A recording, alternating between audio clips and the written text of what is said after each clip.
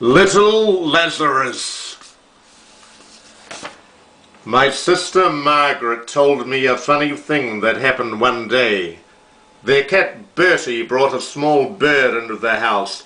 She dumped it onto the dining room floor. It was a young wax-eye, green, and not much bigger than your little finger. It just lay there without moving, and its wings at its sides.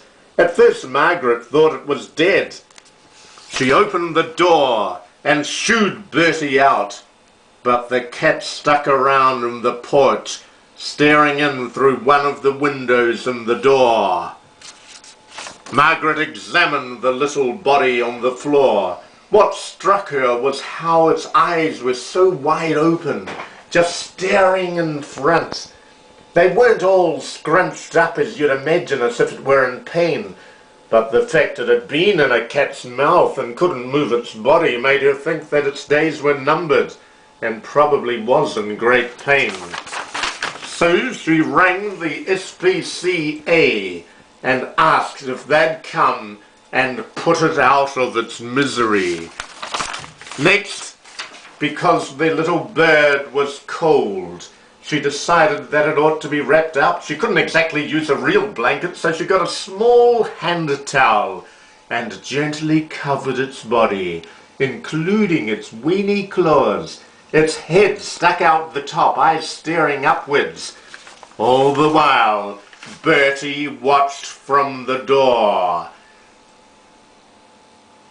An hour or so later, Margaret came back into the room, and a little someone was out of bed. But that's about all. It was standing bolt upright, its wings still nailed to its sides. Its eyes were as big and bright as ever. At the door, Bertie's eyes were as big and bright as ever too. After some time, little Lazarus hopped and hobbled very slowly across the room.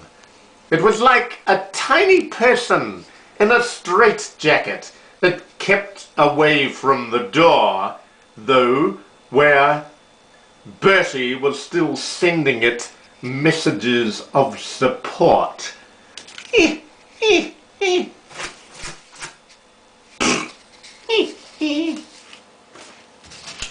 An hour or so went by, and then the man from the SPCA, a chap called Ben, arrived. He examined the bird very carefully and talked to it. "You'll be okay. Keep trying." He then took it outside, and almost immediately it flew from his hands, wings beating like the clappers. Our star patient had been healed.